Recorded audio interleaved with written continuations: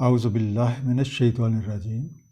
I seek refuge with Allah Almighty from Satan, the rejected one. Bismillahir Rahmanir Rahim. By the name of Allah, Ar-Rahman, Ar-Rahim. Alhamdulillahi Rabbil Alameen. Wassalatu wassalamu ala Muhammadin wa ala alihi wasallam. Inshallah, today we will study 33rd Ruku of Surah Al-Baqarah.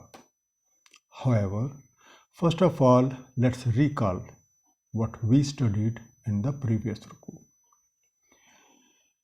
First thing, Allah Almighty has stated law of power, that a nation which indulges into injustice, corruption, oppression, and bloodshed, and when these activities reach to its climax, this nation is replaced by another nation, and this is done to save the humanity. Secondly, a nation needs to have a visionary and able leader to rise from the ruins. In case nation develops full trust in its leader and it prepares itself accordingly and then fights under his command, would succeed. Let's start our today's session by praying from Allah Almighty to give us true understanding of the Holy Quran by the grace of Nabi Pak Sallallahu Alaihi Wasallam. Surah Al-Baqarah, Ruku number 33, that is from verses 249 to 253. Bismillahir Rahmanir Rahim. Falamma fasala Talut bil Jalut, when Talut set out with the troops, Kala inna Allah mubtalikum binahar, he said, indeed Allah will test you by a stream. Faman shariba minhu falaysa minni, so whoever drinks from it, so he is not from me. Wa man lam yat'amhu fahinnahu minni illa man iktarafa ghurfatan bijadih, and whoever doesn't consume it, so indeed he is from me, except whoever takes in the hollow of his hand. The first underlined, fasala, went forth, set out. Bil Junud, with his forces, the soldiers, or we can say troops. Mubtalikum, would check you, would test you. Benahar, by the water channel, by a stream, or we may say a canal. Shariba, will drink. Yat amho, ingest, consumes. Agtarafa, takes. Ghurfatam, a scoop. Bijadehi, by his hand. We all know that tests are meant to assess the suitability. And invariably, at the hard times, when it becomes evident that who obeys laws and who doesn't. Surah Al-Baqarah, that is chapter 2, verse 155 states, and this statement is about the believers. And surely we will test you with something of fear, hunger, loss of wealth, loss of lives, crops, and give glad tidings to those who remain patient. Now this verse continues, فَشَارِبُ مِنْهُ إِلَّا قَلِيلًا مِنْهُمْ, so they drank from it except a few of them. فَلَمَّا جَوَدَهُ هُوَ وَالَّذِينَ آمَنُوا مَعَهُ, so when he crossed it and those who believed with him, قَالُوا لَا طَاقَةَ لَنَا الْيَوْمَ بِجَالُوتَ وَجُنُودِهِ, they said, today we don't have strength against Jalut and his troops. The first underlined word, fasharabu, so they drank. Jawazahu, crossed it, went across. Bijalut, with Jalut. Now in the English, Jalut is known as Goliath, Now, he was a ruler of Palestine and he was killed in this battle by Hazrat Dawood alayhi salam. Now, as per the details given in this part of the verse, most of the people drank water from that water channel. So they failed in the test. It was small force which passed this test. Actually, they were the ones who wanted to fight in the way of Allah and seek His pleasure. However, after crossing this canal, some of them showed their concern that today they may not be able to fight against Jalut and his forces. The verse continues, قَالَ الَّذِينَ يُظَنُّونَ أَنَّهُمْ مُلَاقُو اللَّهِ. So said those who reckoned that they would meet Allah. كَمْ مِنْ فِيَاتٍ قَلِيلَةٍ غَلَبَتْ فِيَاتًا كَثِيرَةً بِإِذْنِ اللَّهِ.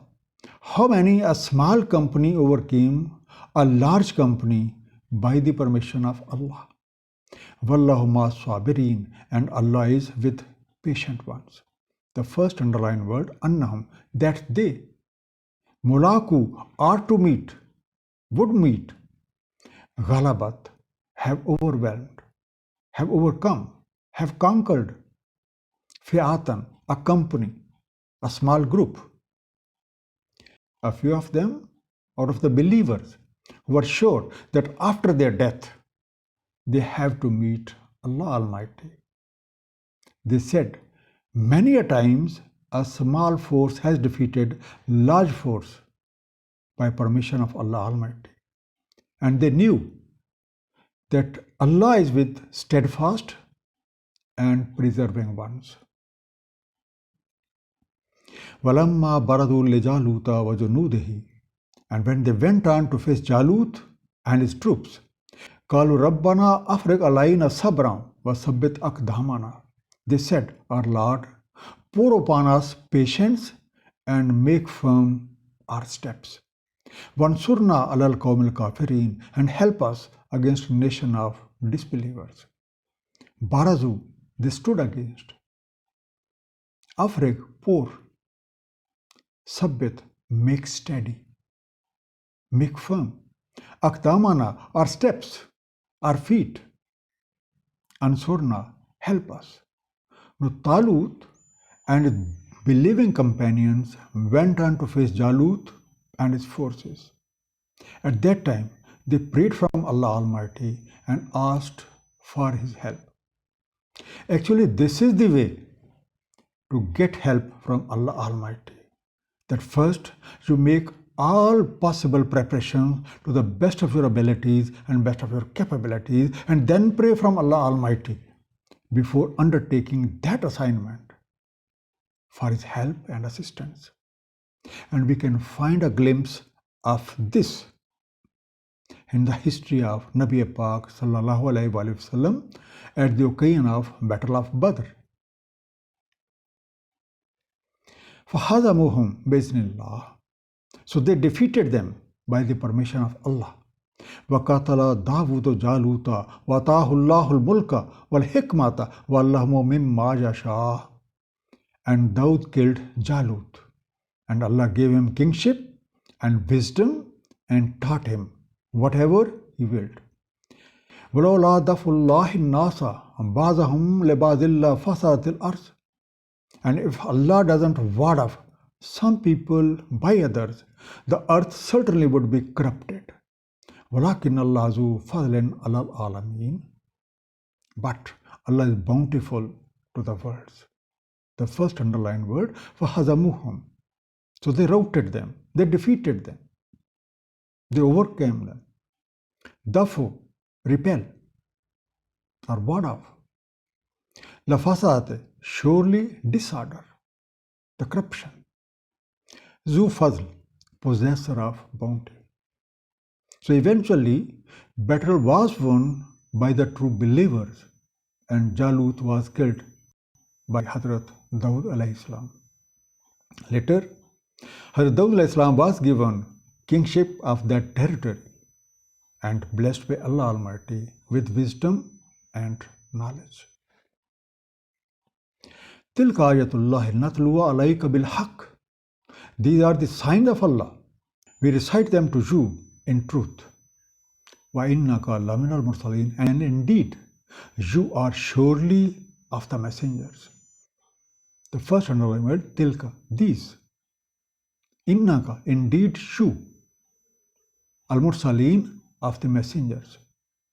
Now there is a formula in this story that how Allah Almighty replaces a nation which indulges into injustice, corruption, oppression, and bloodshed by another nation to save the humanity. This practice is in fact a grace from Allah Almighty. Otherwise, disorder and corruption would keep increasing in the land without any check on it.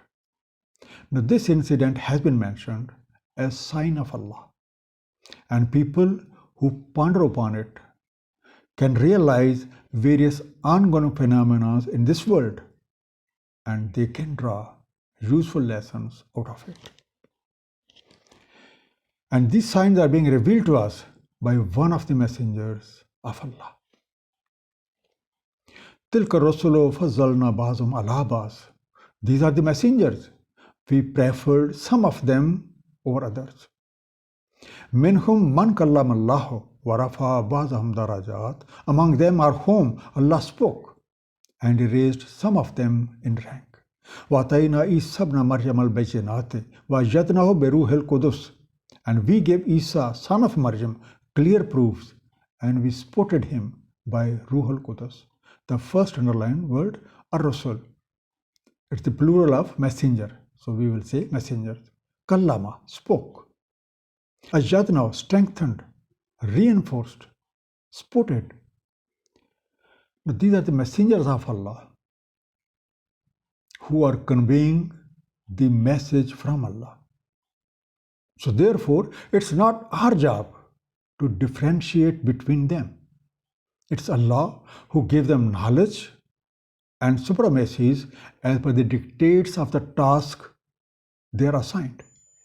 Surah Al-Baqarah, verse 285 states, all of them have believed in Allah and His angels, His books and His messengers, saying, we make no distinction between any of His messengers.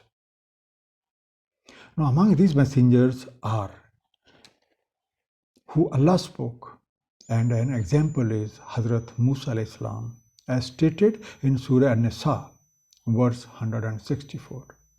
And messengers about whom we have narrated to you before, and messengers about whom we have not narrated you. Allah spoke to Musa with speech. Likewise, there are messengers whom Allah raised in rank and status.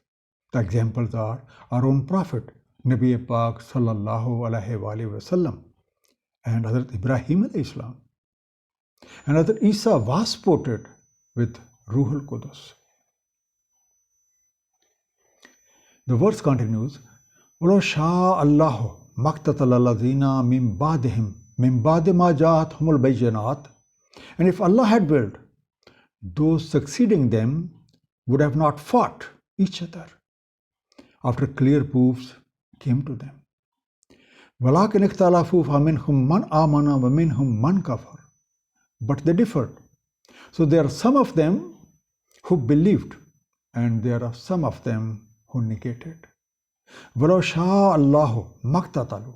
And if Allah had willed, they would have not fought each other. وَلَكِنَّ اللَّهَ يَفْعَلُ مَا يُرِيدُ. But Allah does what He intends. Aktatala, fight, combat. Yafalu, does, performs. Yurido, aims, intends. Now this part of the verse highlights that man is not compelled born. He has been given certain degree of authority which everyone is free to exercise, and that is to make a choice between good and bad. All the messengers brought same message. In spite of that, people got divided. Now, if a human being didn't have the degree of freedom to choose among good and bad, how did they got divided and still are doing so? Surah Al-Baqarah, verse 256 highlights this point. There is no compulsion in deen. The right direction is henceforth distinct from the error. And he who rejected false deities and believed in Allah has grasped a firm handhold which will never break. Allah is all hearer, all knower. Now, this universe is functioning according to the laws of Allah Almighty. So, whosoever practices prophetic teachings actually is doing good to himself, and whoever acts against these teachings actually wrongs himself. Since the Holy Quran is the final book, and Nabi sallallahu alaihi wasallam is the final prophet.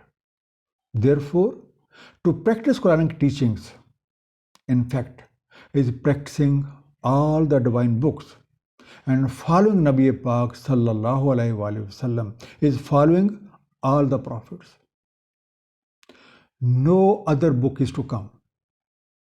No other prophet is to come. Therefore, our success lies in understanding the Holy Quran and practicing it according to the teachings of Nabi Pak sallallahu alaihi wasallam. A brief summary of the Ruku we just concluded. An example from the history of Bani Israel has been presented about law of power. A tyrant nation was replaced by a comparatively very weak nation.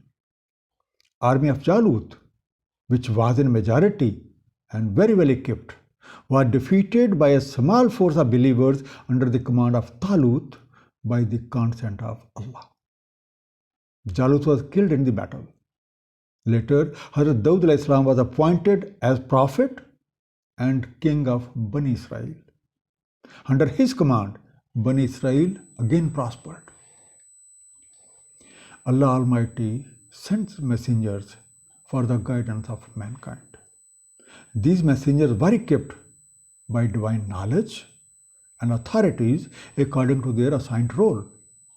Therefore, it's not for us to differentiate among them. Duty of this messenger was to deliver Allah's message to the people. A man is not born compelled. So, by their own choice, a few of them accepted the divine message while majority refused. Therefore, according to divine law, everyone would reap what he has sown. May Allah Almighty grant us true understanding of the Holy Quran, and may we act upon it according to the pattern of Allah's beloved Prophet, Nabi Pak sallallahu alaihi wasallam. Sadaqallahu al-aliyyul azim, sallallahu ta'ala ala habibihi Muhammadin wa alihi wasallam.